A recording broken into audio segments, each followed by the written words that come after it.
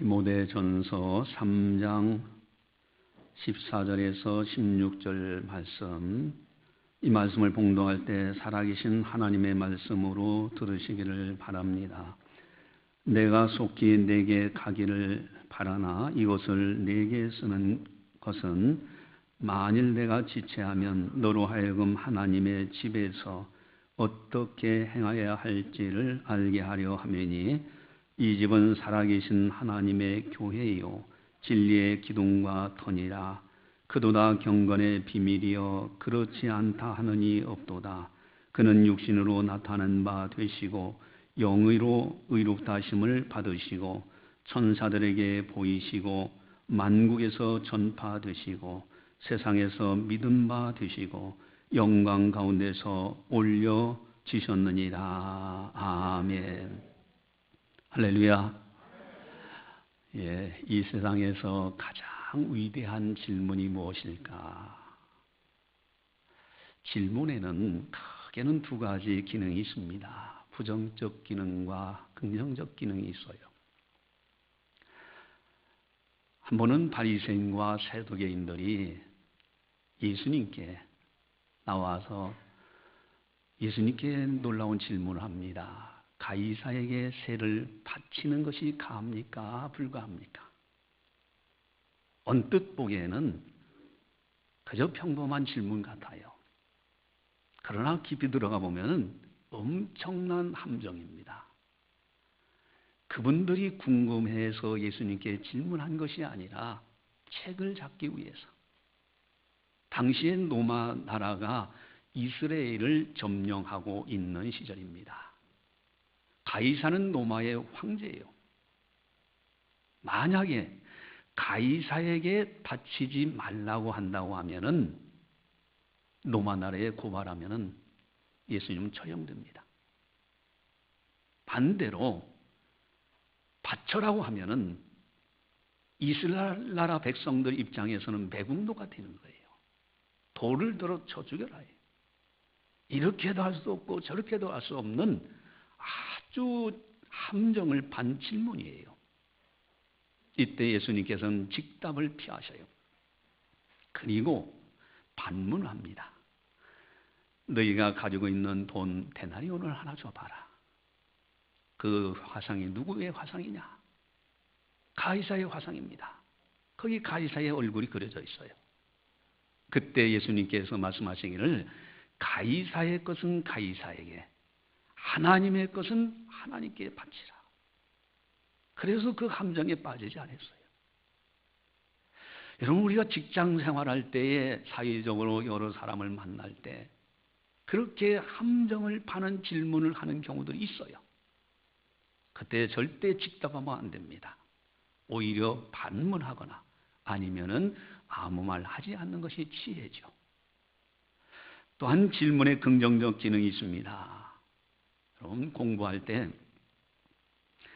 보통 이제 기본서 한 권에 문제집 2권 정도가 보통 이제 고시 공부하는 사람들의 기본적인 공부량이에요. 근데 기본서를 읽을 때 1시간에 12페이지 읽으면은 정독하면은 많이 봅니다. 그렇게 해서 38자 8시간은 자고 8시간은 쉬고 8시간은 공부하고, 어쨌든 공부할 때 기본서를 막연하게 공부하는 것이 아니라 계속해서 끊임없이 질문합니다. 챕터 읽을 때 작은 목차 속에서 내용도 그때 집중력을 가질 수가 있고 문제의 응용력을 가지고 좋은 성적을 얻게 돼요. 이거 긍정적 기능입니다. 자기 발전을 가져올 수 있어요. 또한 점검하는 기능이 있습니다. 상대방에 대해서 질문해 보면은 그 사람이 어느 정도 단계다 하는 것이 파악이 돼요. 특별히 중요한 것은 자신 점검입니다. 자신에게 끊임없는 질문을 해봐야 돼요. 이 세상에서 가장 위대한 질문은 무엇일까? 여러분, 톨스토이가 쓴 단편집 3가지 질문이라는 책이 있어요. 이 책은 참 읽기도 편하고요.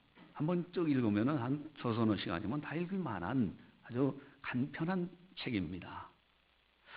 여기에 보니까 어느 한 왕이 이제 국정을 운영하는 가운데 이제 궁금한 일이 생겨나요. 어느 때에 무슨 일이 일어날지, 그리고 누구와 이 문제를 해결하고 가장 소중한 사람이 누구일지, 그리고 가장 소중한 일이 무엇인지를 고민하게 됩니다. 그리고 신하들에게 이 세 가지 질문에 대한 해답을 가져오라고 그래요. 그러니까 신하들이 뭐 여러 가지 이야기합니다. 한 사람은요, 언제 일어날지 모르니까 항상 시시각각으로 일어나는 그때마다 관찰하고 대처해야 됩니다. 또 어떤 사람은 자문회를 만들어서 대처해야 됩니다. 또 일부 학자들은 점쟁이들이 그래도 미래를 알 수 있으니 그들을 가까이 하면서 뭐 이런 얘기가 쭉 나와요. 그리고 두 번째 질문, 가장 나에게 중요한 사람이 누구냐는 질문 앞에서는 뭐 고문관입니다, 뭐 의사입니다, 병사입니다. 또 세 번째 질문, 가장 소중한 일이 뭐냐 하겠더니 학문입니다, 예술입니다, 뭘 별 얘기 다 합니다. 이제 이분이 궁금해서 도저히 그들 대답으로는 답이 안 돼서 결국은 자기 은사 스승을 찾아가기로 했어요. 스승을 찾아갔는데 스승은 오두막집에서 그저 농사짓고 이러면서 지내는 분이라서 호위병을 저 밑에 두고 자기도 평복을 입고 자기 스승한테 갑니다. 스승님, 이러이러한 세 가지 질문, 가장 중요한 시간이 어느 때입니까? 또 내게 가장 중요한 사람은 누굽니까? 가장 중요한 일이 무엇입니까? 하는 질문을 그 은사에게 해요. 그랬더니 은사가 아무 대답도 안 하고요, 일만 하는 거예요. 그래서 옆에서 제가 도와드리겠습니다 하면서 이 왕이 이제 평불을 입었잖아요. 그래서 은사 옆에서 같이 농사일을 거두면서 일을 해요. 또 질문해요. 그런데 또 은사 그분이 아무 말도 안 해요. 저녁 때쯤 됐는데 저 숲속에서 웬 남루하게 입은 한 사람이 배를 움켜쥐고요, 그리고서 다가오는 거예요. 그러니까 피가 흐르고 있어요. 그래서 보니까 칼에 맞아가지고 이미 피가 출혈이 이게 계속되고 있으니까 왕이 급히 그 사람을 눕히고 손수건, 은사 손수건 갖다가 붕대 삼아서 그 이제 남자를 치료합니다. 그래서 지혈을 하는데 가까스로 지혈이 됐어요. 근데 이 남자는 의식을 잃어버려요. 은사하고 같이 둘이 끙끙대면서 오두막집 침대에 눕혔어요. 너무 피곤해서 왕도 그 옆에서 잠이 들었어요. 아침에 딱 일어나 보니까 웬 그 남자가 의식이 돌아와서 자기를 쳐다보고 있는 거예요. 그러더니 그 남자가 왕 앞에 그럽니다. 저를 용서해 주십시오. 아니, 나는 당신을 모르는데 저는 왕을 압니다. 왕이 제 형님을 처형했습니다. 제 가지고 있는 저희 가정의 재산을 다 몽땅 다 가져가셨습니다. 저에게는 원수입니다. 제가 복수하려고 왕이 은사에게 질문하러 간다는 정보를 듣고 제가 돌아오는 길을 기다리고 있었습니다. 그러다 호위병에 걸려가지고 그만 호위병한테 들켜서 이렇게 칼을 맞고 도망온 겁니다. 그러나 이제 왕이 나의 이 피를 지혈해 주지 않았더라면 저는 꼼짝없이 죽었습니다. 이제부터는 왕을 위해서 절대적으로 충성하며 살겠습니다. 용서해 주십시오. 그러니까 왕이 다 용서하고 알았다고 의사도 붙여주고 그리고 재산도 다 돌려주겠노라고 약속해요. 어쨌든 이 왕은 지금 이 세 가지 질문이 중요한 거예요. 그래서 은사님한테 가서 또다시 질문합니다. 은사가 이미 내가 대답하지 않았느냐? 아니, 언제 하셨습니까? 그거 어떻게 하는 것입니까? 세 가지. 그때 이 은사님이 그럽니다. 가장 중요한 시간은 지금 그 젊은이를 만난 그 시간이 중요한 시간이요. 가장 중요한 사람은 그 지금 만나고 있는 그 젊은이가 중요한 사람이요. 그리고 가장 중요한 일은 함께하는 그 사람의 선행하는 그것이 가장 중요한 일이다. 이러면서 가장 중요한 시간, 지금이라는 시간. 그렇죠? 지금이 모여져서 미래가 열려지는 거예요. 가장 중요한 사람, 지금 만나고 있는 사람이 가장 소중한 사람이요. 좋은 인과관계 속에서 미래의 협력자가 되는 거예요. 가장 중요한 일, 내가 선행을 하면요, 나중에는 30배, 60배, 100배로 대개로 복으로 돌아오는 거예요. 놀라운 통찰력입니다. 그러나 이 톨스토이의 놀라운 통찰력 한 번쯤 더 생각해 봅시다. 여러분, 이 땅에 거하는 동안에 이런 통찰력을 가지고 대인관계뿐만 아니라 인생길을 걸어간다면 놀라운 성공자로 살아갈 거예요. 그러나 이 세상만 바라보지 말고 저 세상까지 바라본다고 하면은 이제는 문제가 좀 달라져요. 내가 누구 때문에 살고 있으며 무엇을 위해서 살아가고 있느냐? 누구를 위해서 사느냐? 많은 사람들이 그저 하루 지나갔기 때문에 살아가요. 마지막 순간에는 왜 이 세상을 떠나야 되고 어디로 가는지 답이 없어요. 그렇다면 가장 소중한 질문이 무엇일까? 내가 왜 사느냐? 나는 누구를 위해서 사느냐는 궁극적인 인간의 본연의 질문, 참으로 중요한 질문 아니겠습니까? 특별히 창조주 하나님, 이 세상은 신비 그 자체로 가득 차 있어요. 여러분, 태양을 중심으로 해서 지구가 한 바퀴 도는데 1년이에요. 지구가 스스로 한 바퀴 도는데 이건 하루입니다. 공중에 나는 제트기보다도 훨씬 더 빠른 속도로 이 지구와 그리고 모든 우주의 세계가 돌고 있건만은 우리는 도는 줄을 못 느껴요. 신비 그 자체입니다. 그렇다면 가장 소중한 질문은 하나님은 누구십니까? 하나님의 아들 예수 그리스도, 그분이 우리를 구원하셨다면 예수님은 누구십니까? 이것이 위대한 질문 아니겠는가? 문제는 많은 사람들이 그런 자기 진단의 질문을 하지 않는다는 데 문제가 있어요. 막연하게 살아갑니다. 하는 사이에 30, 50, 60. 그리고 인생은 빠르다고 그래요. 화살과 같이 날아간다고 그래요. 여러분, 우리는 궁극적인 질문, 이 세상에서 가장 소중한 질문을 늘 자문하면서 살아가는 그런 지혜자로 살아야 돼요. 오늘 본문에 위대한 질문이 있습니다.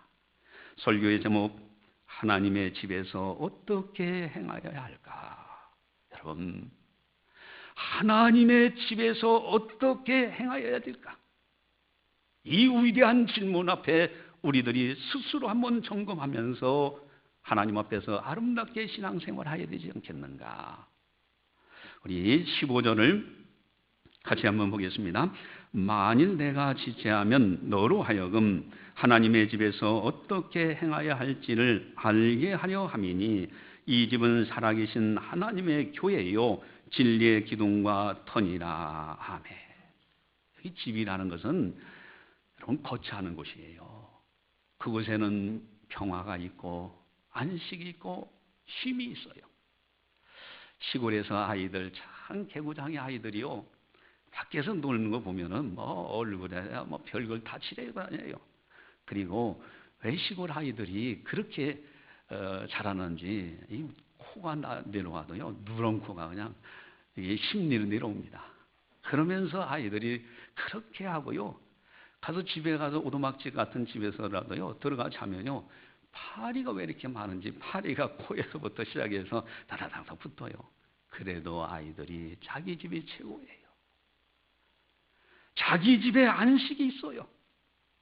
개구장이 같은 그 아이들이 집에 가면 새근새근 잠을 잡니다.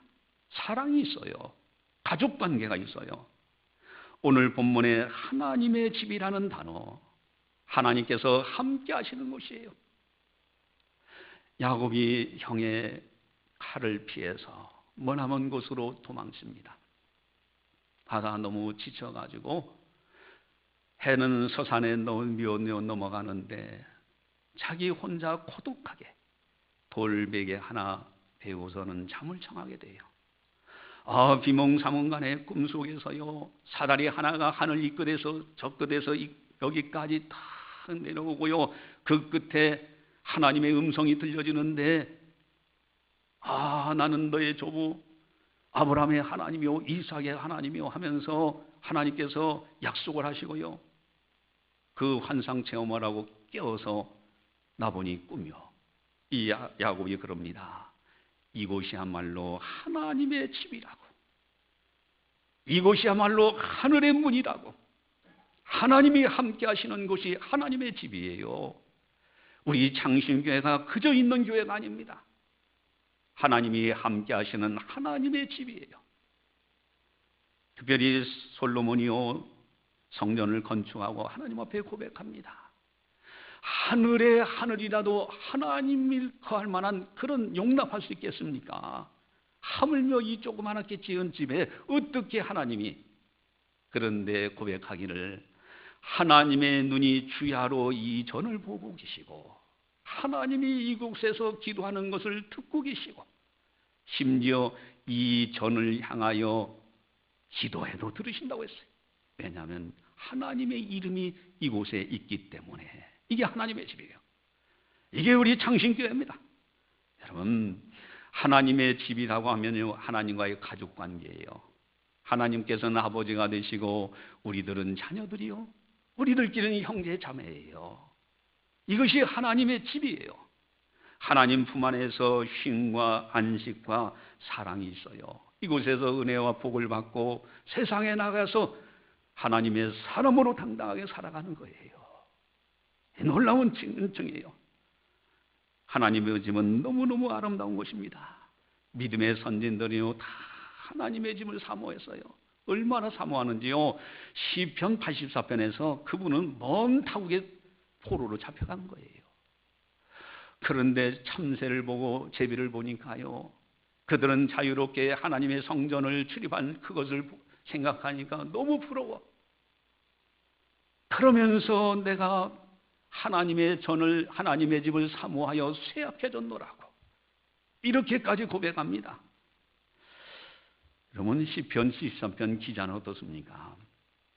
이분이 하나님을 잘 경외하고 경건하게 살려고 하고 주의 말씀대로 살려고 하는데 나는 몸이 아프기도 하고 고난이 왔어요. 하나님의 징계를 보았어요.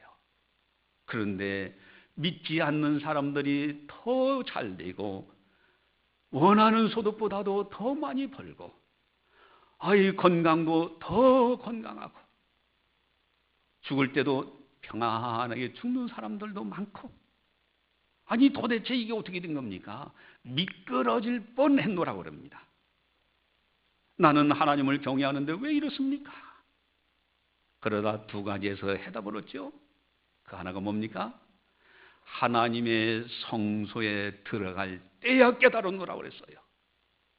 하나님 아버지 집은 아무나 못 들어옵니다.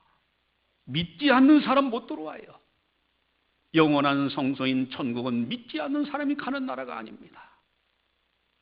하나님의 영광의 집에 들어온다는 사실 하나 속에서 믿지 않는 사람들이 잘 되는 거 부러워할 것 하나도 없다. 특별히 두 번째로는 인생을 본 모습을 보게 됩니다. 한마당에 꿈을 꾸는 것 같아요.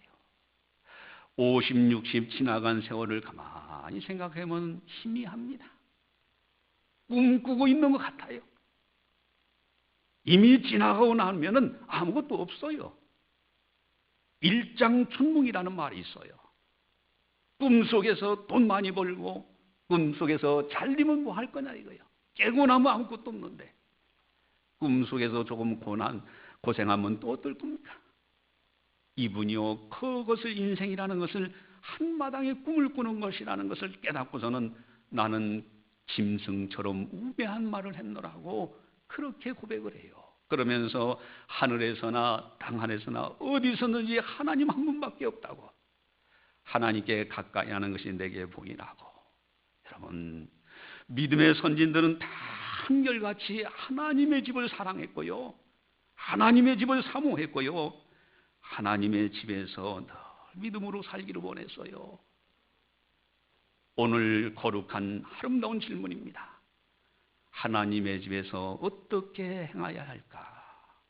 하나님의 교회에서 어떻게 행해야 될까?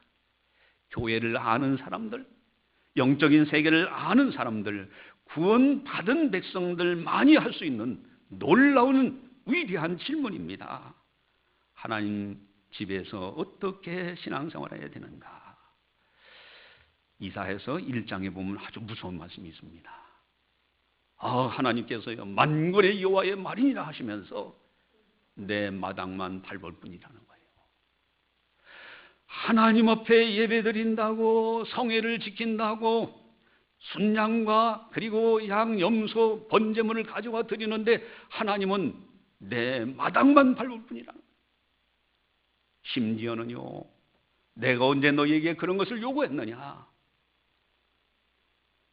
성애와 아울러 악을 행하는 것을 내가 견딜 수 없느니라고.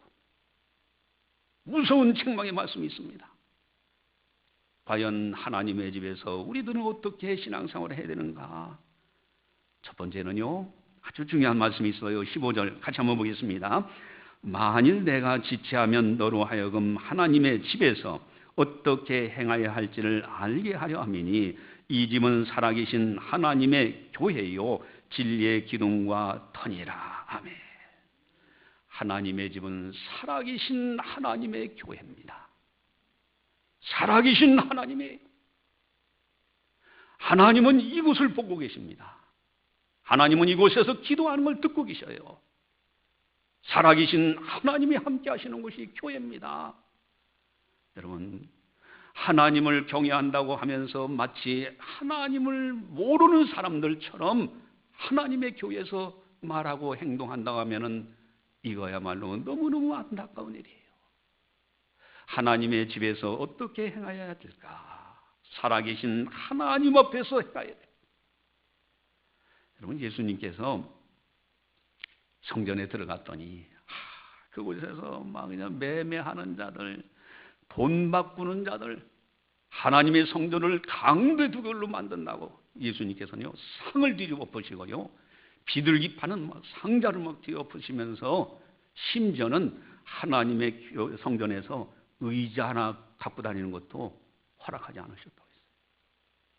여러분, 하나님이 듣고 계시고 하나님께서 보고 계시고 하나님이 함께 하신다면은 함부로 행할 수 없어요. 하나님의 집에서 어떻게 행해야 할까? 두 번째는요, 진리의 기둥과 터니라 하는 말씀이 나옵니다. 여러분, 터가 잘 닦아져야 집이 잘 지어집니다. 기둥이 튼튼해야 집이 무너지지 않는 거예요. 하나님의 집은 진리의 기둥과 터입니다. 진리가 굳게 서 있어야 돼요.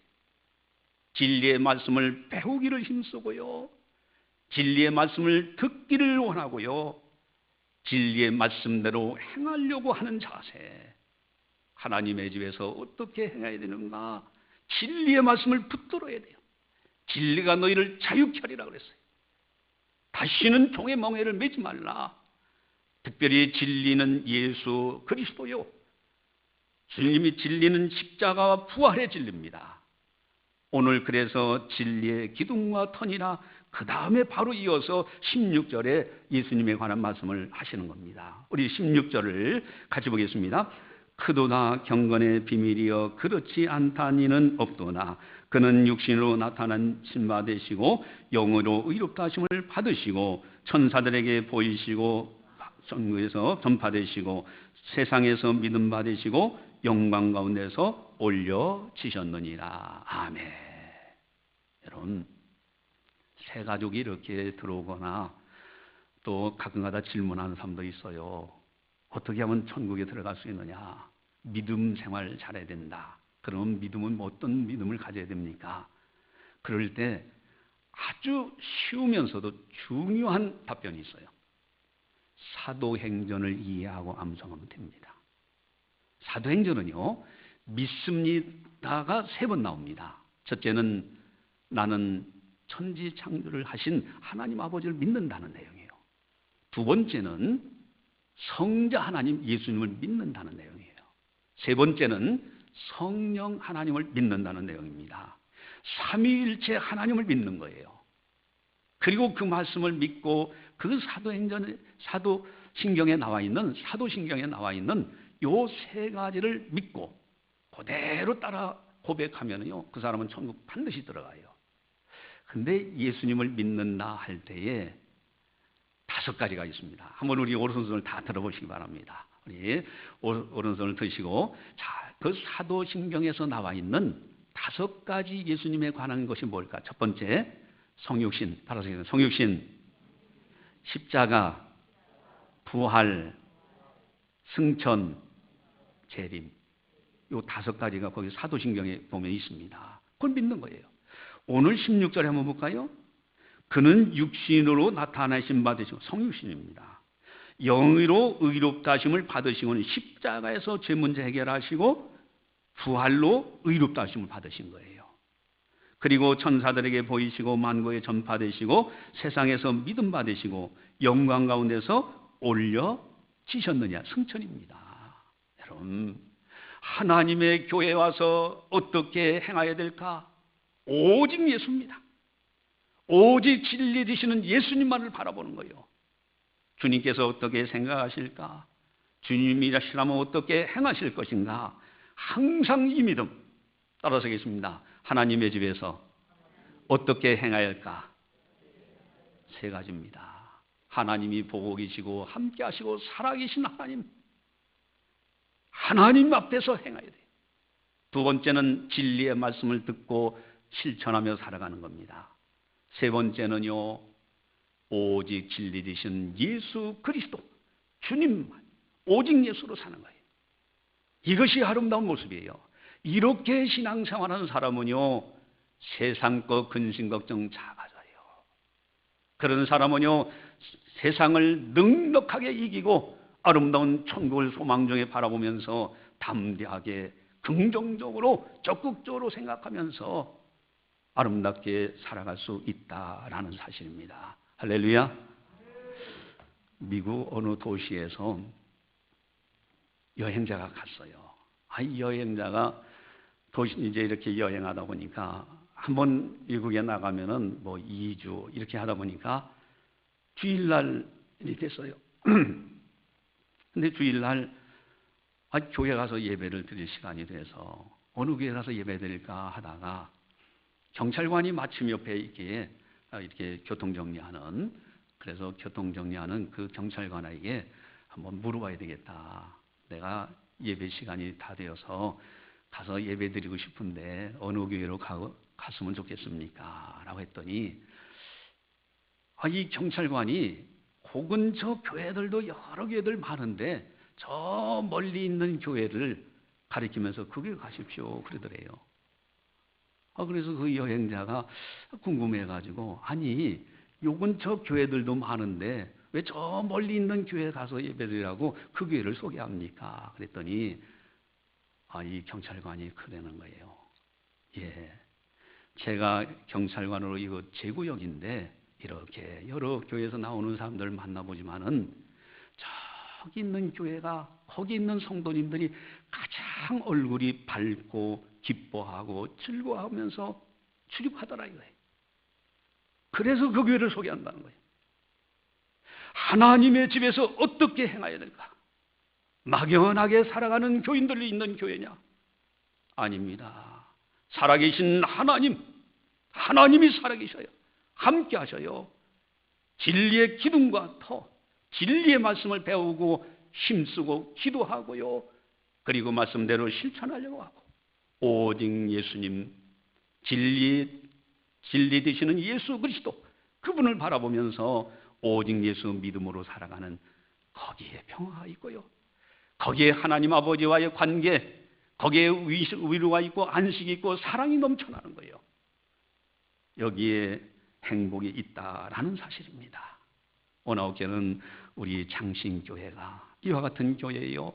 우리 성도님들이 다 이와 같은 아름다운 신앙 생활을 하시다가 주님 오라 하실 때는 우리들이 다 천사들에게 받들려 천국에 들어갈 터인데 그때 이르러서 저 땅에서 지상에서 있을 때 우리가 이렇게 장신교에서 일하지 않았느냐고 그렇게 고백할 수 있는 금생과 내생이 복된 우리 아름다운 성도님들 다 되시기를 주님의 이름으로 간절히 축원합니다. 기도하시겠습니다. 사랑의 하나님 아버지 감사합니다. 저희들은 부족하고 연약하고 허물이 많습니다. 그러나 주님께서 우리들을 사랑하셔서 만세전부터 예정하셨고 지명하여 불러서 너는 내 것이라고 인쳐주셨고 이렇게 하나님의 이름이 있는 아름다운 창신교회 하나님의 교회에서 신앙생활하게 하신 거 참으로 감사를 드리옵나이다. 이 시간도 두세 사람 내 이름으로 모인 곳에 나도 그들 중에 있느니라 약속하신 주님 이 자리에 강림하셔서 영광 받아주시며 성령께서 교회에게 하시는 말씀을 들려주시니 더더욱 감사를 드리옵나이다.